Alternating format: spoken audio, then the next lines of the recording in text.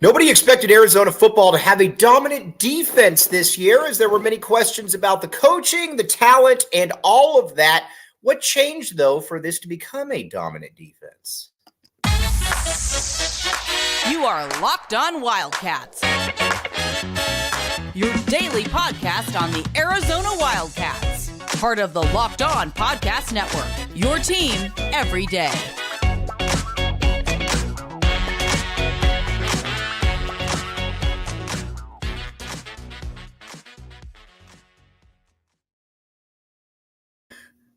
You're listening to you're listening to the Locked On Wildcats podcast. I'm your host, Mike Luke. As always, this show is brought to you by Jase Medical. All right, now Arizona football here. Going into this season, I did not think that Arizona football was going to have a good defense. As a matter of fact, we pretty much said time and time again, just don't stink. That's all we asked for. We said just don't stink.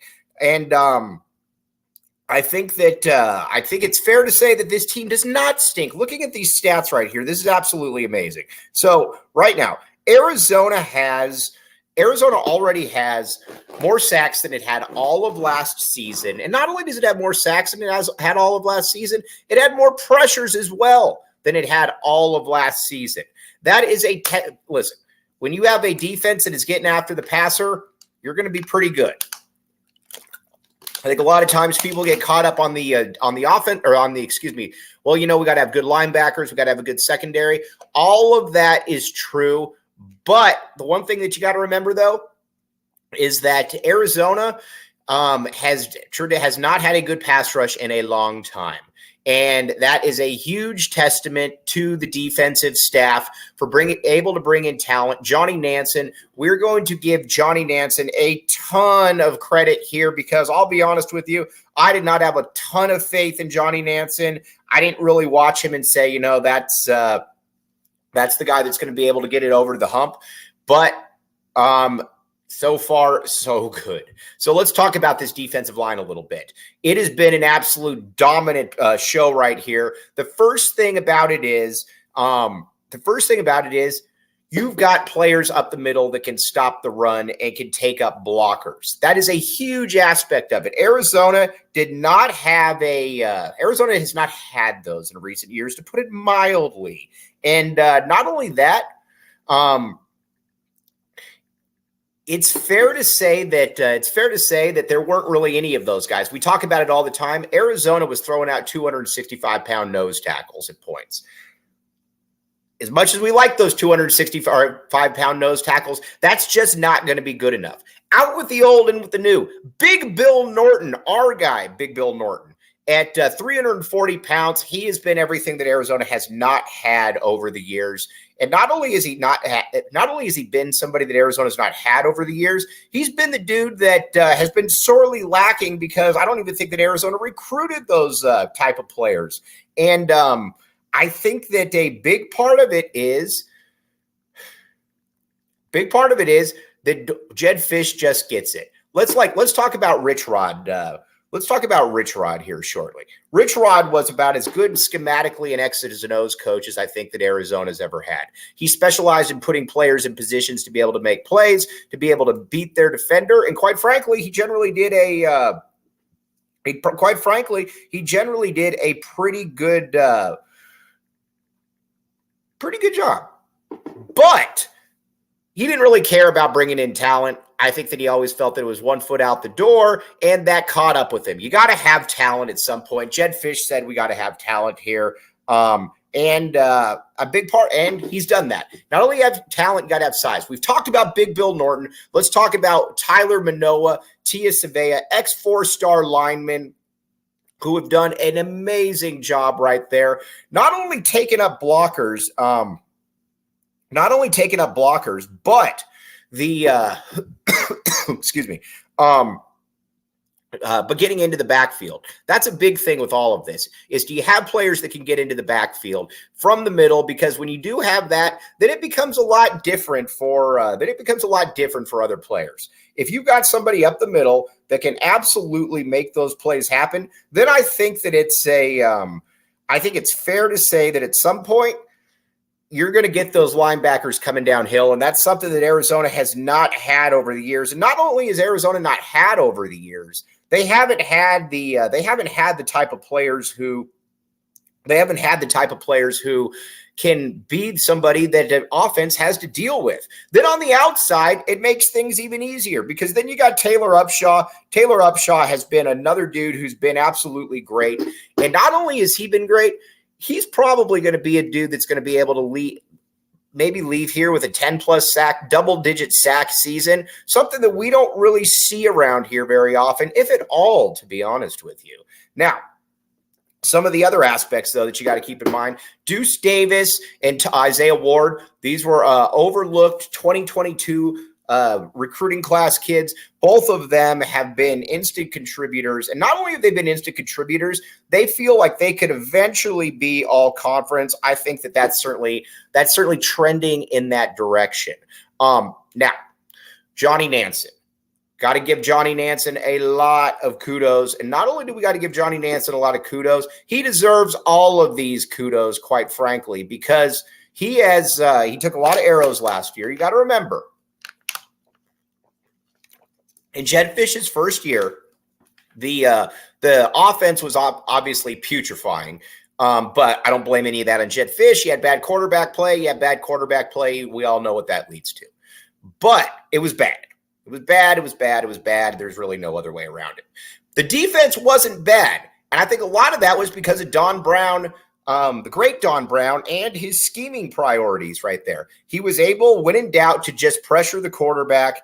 And sure, you're going to give up some plays here or there. But overall, you were still going to be an okay defense. Now, again, it wasn't great by any means, but it was okay. And I think that's what every Arizona fan just wanted was that you just wanted them to be okay. And it was okay. Last year's defense took a massive step back. And again, I'm not really breaking any news on that one, but it took a massive step back. And a big reason why is because it essentially just gave up and basically combined giving up giving up plays over the middle and saying on top of that, we are not going to rush the passer as well. So that was another problem that I think that a lot of Arizona fans had, is that it was not really going after the passer. And I think, again, that is that's the kind of the problem, is that if you're not going after the passer and you're giving up the 10-yard outs, that's going to always be a little bit of an issue right there. All right, now, but one thing about it, though, we can say for a fact is that Arizona is heading in the right direction. Nansen also said that he wanted to have an aggressive defense out there. And not only did he want to have an aggressive defense, he wanted to have a defense that teams had to really prepare for. We all rolled our eyes and said, sure.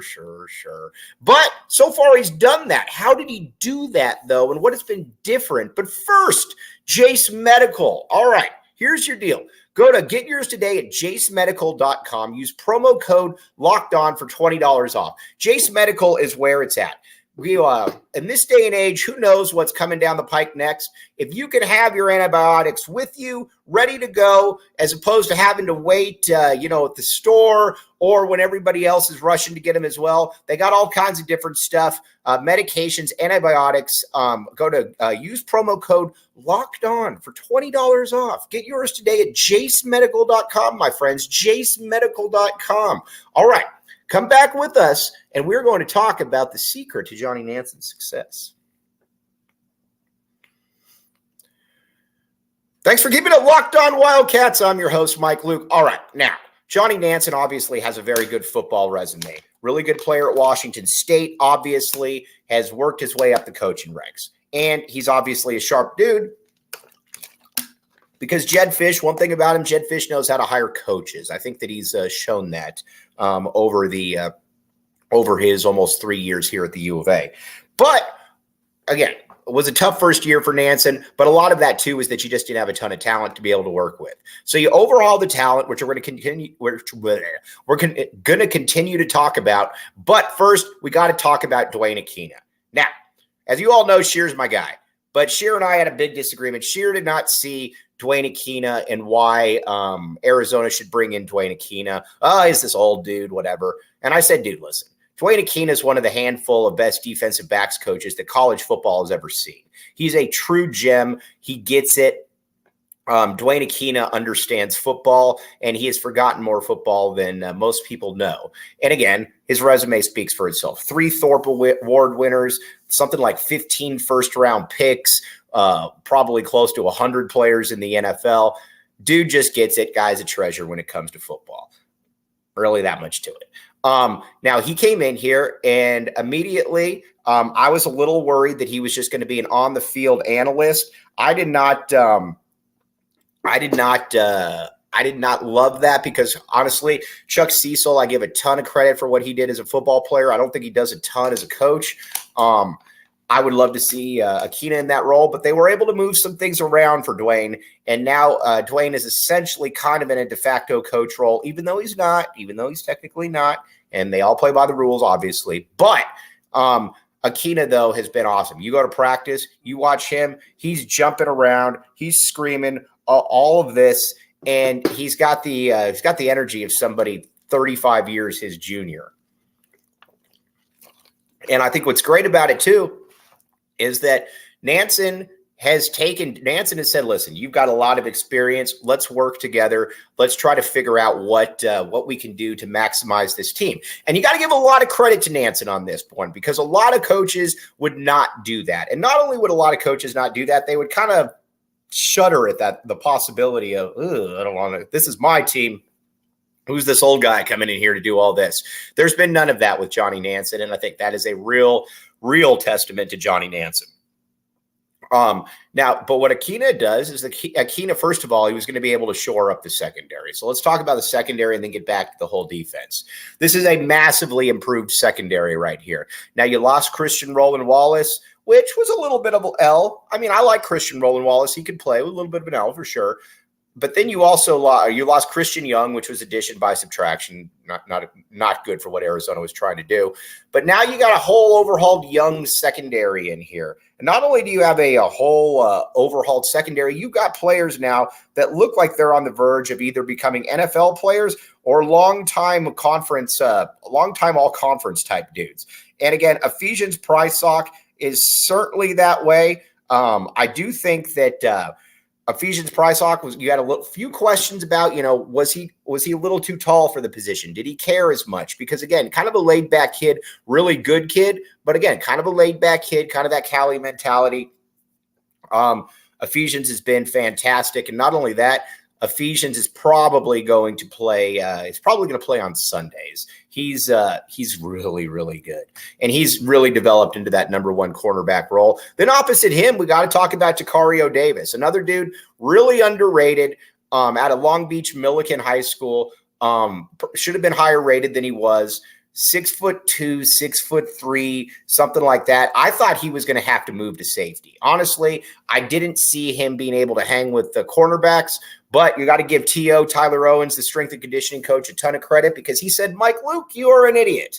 And he said, we are going to make Tacario Davis a defensive back. And not only that they made him a defensive back, he's been absolutely fantastic in that role at that corner position. And honestly, he fits very well opposite Ephesians Prysock and what Ephesians Prysock is trying to do right there. So you have 2 very tall corners, which is something that's very, very nice. And on top of that, these are players that can also high point the ball at the line of scrimmage.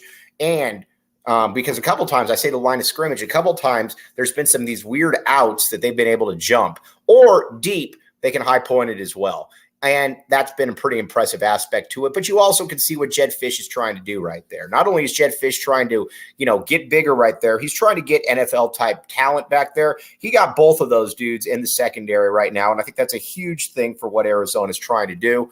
And then the safeties are all in concert far more than they were with last year with each other. It always felt like the safeties and the corners were not really working in concert. That's not the case anymore. And to put it mildly, that's not the case anymore. These dudes are working in concert with each other. And the first one who we got to talk about, who's been a huge difference in the secondary, has been Dalton Johnson. Dalton Johnson, kind of an overlooked player in this the whole grand scheme of things, in that not sure exactly in hindsight why he didn't play a ton last year. Probably should have played a ton last year, because he has turned out to be very, very good. And not only has he been very good, he has been somewhat of a let's just put it to let's just say he's been somewhat of a strengthener in that backfield right there. And that, I don't think anybody knew quite what to expect from him. And he's done exactly what I think so many hoped he would. He's been able to stabilize that secondary. And there wasn't a lot of that thought before the season. He gets football. Christian Young was very physically talented, strong dude, but you never really thought that he was on the same page as the coaches or whatever when it came to covering and just being a good safety. Dalton Johnson gets the little things, and he's been very, very good in all of this. Now, the other guy to certainly keep an eye on during all of this, though, is Gunnar Maldonado. We've been tough on Gunnar Maldonado on this show. We have to be honest. But you know what? Gunnar in the last few weeks has played absolutely great basketball. And not only has he played great basketball, he's also played basketball where you're kind of at the stage now where you know that, we might have something really, really good going on right here with Gunnar Maldonado, because again, he's been the kind of the workhorse back there. And Jedd Fisch said Gunnar Maldonado, this is to Jedd Fisch's credit. He said that this is going to be a dude who is going to be a linchpin of our defense, and not only a linchpin of our defense, but also the player who is going to kind of put everybody in position to make plays. And that can't really be understated, to be honest with you. I mean, to have a guy that knows what he's supposed to do, put him in position to make plays, that is some unique stuff right there. Now, we're going to talk about FanDuel here in a second. But all right, let's talk about FanDuel now, actually. FanDuel.com/LockedOnCollege. All right, here's the deal. Check it out. Everybody likes betting on football during this time of the season. If you don't, what's going on with you? You should like betting on football. A big part of betting on football and basketball, though, is knowing some place where your money is going to be good. And you know that place. The place is FanDuel. FanDuel Sportsbook, FanDuel.com/LockedOnCollege. A big part of it, though, is, all right, I feel comfortable putting this money down. And not only do I feel comfortable putting this money down, I feel comfortable that we are going to be able to make some money off this. FanDuel says, help us help you. We are here for you. And not only are we here for you, we are here for you to make life easier. Check it out. I've been telling you all year, keep betting the over on Arizona, because, again, Vegas – or at least bet Arizona to cover and bet the over-under of wins, because Vegas is still woefully behind the 8 ball when it comes to Arizona. Woe on Vegas. They should know better than they do right now. But again, they clearly don't. We will take that. But again, check it out. FanDuel. FanDuel's got everything you need. All right, now, come back with us. We're going to talk about now the overarching part of the secondary.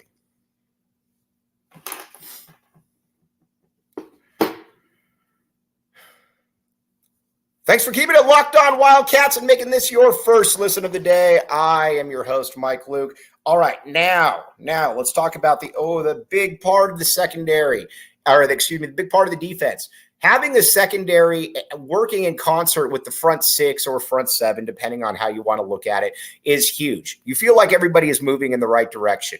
Now, again, you look at the 2 linebackers right now and Justin Flo and Jacob Manu. Many, many qualities to both, but I don't think either one's ever going to be looked at as a huge asset in pass coverage, to put it mildly. But that doesn't mean that they aren't good in certain roles. But that's also why you needed to have a secondary and some safeties that could be able to pick up the slack a little bit. And that's exactly what Arizona football has right now. You got a safety and you got some secondaries that can pick up some of the slack. And I think that is an understated aspect of this entire situation is what can they do as far as that. And right now, I think it's fair to say that Arizona is in a great spot when it comes to that, because again, I think that we do know now that you've got a lot of talent at all three levels, and that talent is playing well off of each other. You got the line that is getting after the passer, but it's also taking up blocks and stopping the run. Very good job. The line has been fantastic this year. Then the linebackers have been able to flow downhill. Pardon the pun, flow downhill right there. And then after that, you've got two ball hawks at the safety position. You got a nickel and Traden Stukes, who has been quite good. And not only do you have a nickel and Traden Stukes that's been quite good, you've got safeties that are actually that are playing quite well as well in concert with each other. I think a big part of it, though, again, is what is the next step then for Arizona football with the defense? Honestly, I don't know, because the defense has played so far out of expectations that I don't even really know what to say, other than the fact that just keep it going, because the offense is going to start picking up as we've seen more and more. A big part of it, I said, like I said too, is just this coaching staff, and I think a big part of it going forward is going to be this coaching staff as well. But the talent, you got to have talent. Arizona's got talent now, and it's working perfectly in all three levels. But that's a tip of the cap, too, to Johnny Nansen for continuing to mature as a coach, obviously. Duane Akina coming in. Both of these dudes have a very good rapport, obviously, with each other, and they understand football to a great degree. And kudos to both of those men for making that one work. All right. We're going to be back with you tomorrow previewing Arizona basketball, my friends. Arizona basketball is here. We have the first exhibition game of the season. We will be talking about all of that and more. But as always, you have a great rest of your Thursday, and thanks for keeping it locked on Wildcats.